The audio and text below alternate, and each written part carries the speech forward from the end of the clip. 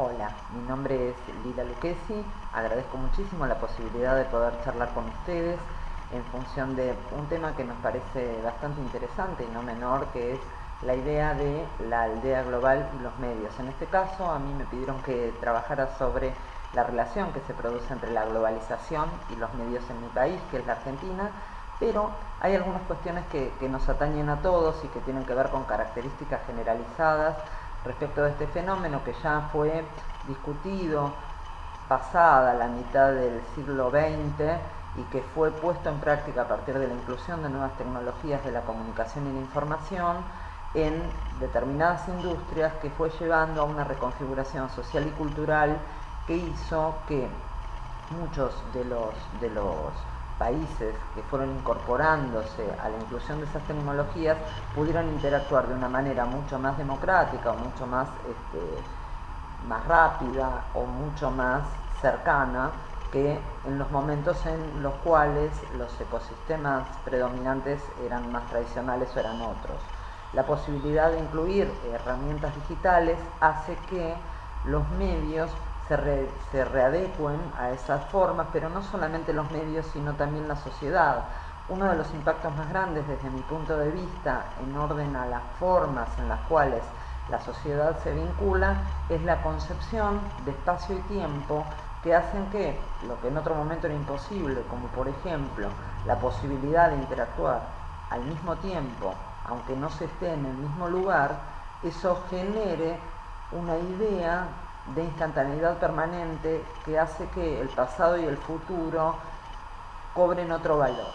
Esto es, en contextos globales es bastante probable que la idea de historicidad y de contextualización pierdan el valor que tenían en los otros tiempos en los cuales la idea del archivo, la idea del acervo cultural, la idea de la tradición e incluso hasta de ciertas formas de oralidad que iban de generación en generación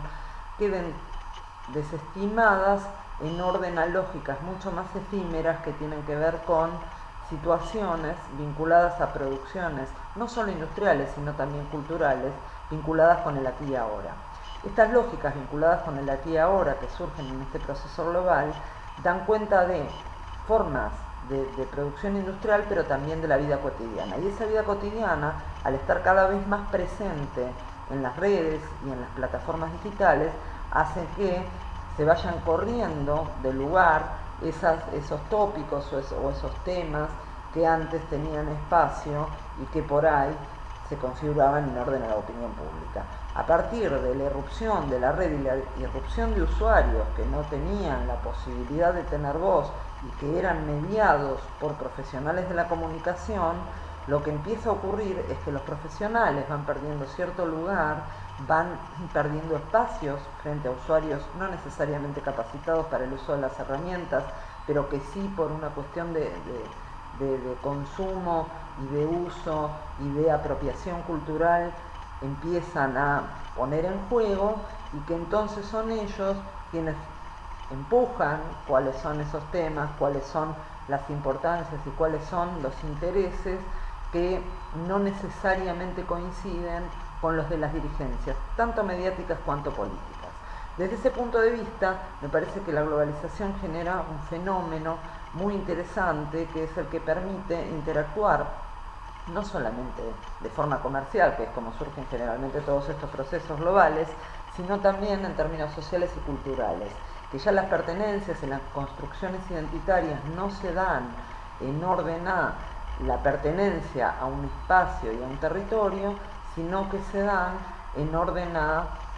un conjunto de ideas compartido, a la construcción de comunidad. Desde ese punto de vista, las comunidades que se van conformando en las redes lo hacen a partir de rasgos etarios, de rasgos sociales, de rasgos de consumos culturales. Esto es la posibilidad de romper incluso con dicotomías como la orientalidad y la occidentalidad, que hacen que esas penetraciones influyan en lo que son las culturas tradicionales de cada lugar y que a la vez entren en juego con el offline, y que de este modo se enriquezcan, se modifiquen o modifiquen también las formas de concebir aquello que era tradicional. Entonces, desde este lugar, esa puja entre globalización y territorialización entra en un juego de interacción que hace que las plataformas digitales permitan la circulación de tradiciones, tal vez ancestrales en algunos casos, y en otros que esas tradiciones se vean modificadas por la idea de instantaneidad, la idea de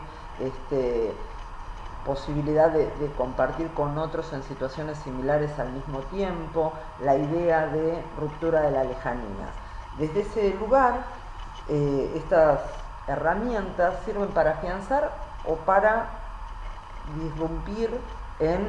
situaciones que en otro momento se mantenían mucho más cerradas y vinculadas con la territorialidad, pero que ahora lo que permiten es salir a la luz, interactuar con otros y dar una pulseada, que a mí me parece sumamente interesante, con quienes eran, en términos profesionales o en términos de liderazgo, los que establecían ciertas agendas y que se ven obligados ahora a reconfigurar las estrategias, a reconfigurar las propuestas y también, en muchos casos, a quedar fuera de eje en orden a lo que son las necesidades de las comunidades y las ciudadanías y las sociedades a las cuales apelan. Desde este punto de vista, en la Argentina existe, igual que en otros lugares, una caída respecto al consumo de la prensa gráfica tradicional. También se genera un fenómeno de falta de credibilidad. Yo creo que tiene bastante que ver con que es muy difícil desde una institución clásica como la prensa gráfica competir contra la posibilidad de estar donde se producen los sucesos, con que esto hace que las empresas periodísticas no inviertan en las coberturas de los temas que son de interés para sus potenciales audiencias y que entonces ellas generen una especie de hermandad a partir de las cuales la información se comparte desde pares. Estos pares son los que generan confiabilidad entre los otros usuarios y esto es uno de los motivos, creo yo, por los cuales se generan problemas vinculados con la falta de confianza en toda forma de institucionalidad. Esto es, no solamente son cuestionadas las instituciones políticas clásicas, sino que también aparece un cuestionamiento a las instituciones como los medios, que son aquellas que gestionan habitualmente la interacción entre quienes no tenían voz y aquellos que pretenden liderarlo. Esta manera de comunicar y esta irrupción de los usuarios en las plataformas digitales también genera unos liderazgos nuevos que además por falta de tradición, de militancia, de participación, hace que las improntas que tienen esos nuevos liderazgos se diferencien de las clásicas y las tradicionales y que pujen con aquellas que son clásicas y tradicionales en orden a poner en juego nuevos intereses, no solamente corporativos, sino también temáticos, que hacen que la sociedad vaya cambiando, cuáles son aquellas formas en las cuales quiere expresarse. La situación de paridad o de asimetría inversa, esto es, antes se daba una asimetría en la cual unos portaban un saber o portaban un poder que otros iban a acompañar o no, pero que no iban a estar en igualdad de condiciones, se equipara o a veces hasta se invierte, porque los que tienen ese saber que antes estaba en manos de unos liderazgos tradicionales pueden ser otros que aún sin ser líderes pueden irrumpir, generar fenómenos de impacto sobre distintas comunidades que hacen que se reposicionen dentro de determinados grupos. Desde ese punto de vista, la reconfiguración cultural y política que se da en cuanto a los usuarios y su participación en los medios, en las redes, la posibilidad de, a partir de posicionarse en las redes, ocupar lugares no solamente mediáticos, sino también sociales, descentra a quienes estaban acostumbrados a tener liderazgos que no eran cuestionados justamente porque no había posibilidad de interacción. Si bien lo que se nota en la Argentina, y según estudios que compartimos con colegas y que en algunos casos también compartimos en el diseño de parámetros para ver si efectivamente estos fenómenos son similares o no se parecen, lo que vamos encontrando es que los nuevos liderazgos que irrumpen a veces entran en el sistema tradicional posicionados de una manera bastante tradicional, y otras lo que hacen es generar corrimientos en ese sistema tradicional que debe ayornarse o debe incorporar estos nuevos intereses para no perder lo que clásicamente se llamaba audiencia. Desde ese lugar, nosotros lo que vemos es que el fenómeno de globalización, que no es un fenómeno nuevo, porque hay a lo largo de la historia distintas formas de globalización. Uno puede pensar que las invasiones en épocas de falta de mediatización comunicacional de otro orden podían ser fenómenos globalizadores, y que esas globalizaciones estaban asentadas en la imposición de la moneda o de la lengua.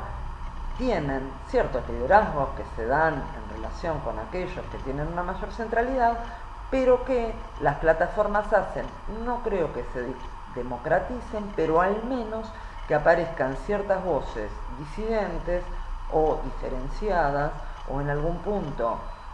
hasta funcionales al sostenimiento de ciertos liderazgos, que lo que hacen es generar una diversidad que no era tan frecuente en tiempos de elaboración de pautas editoriales mucho más rígidas.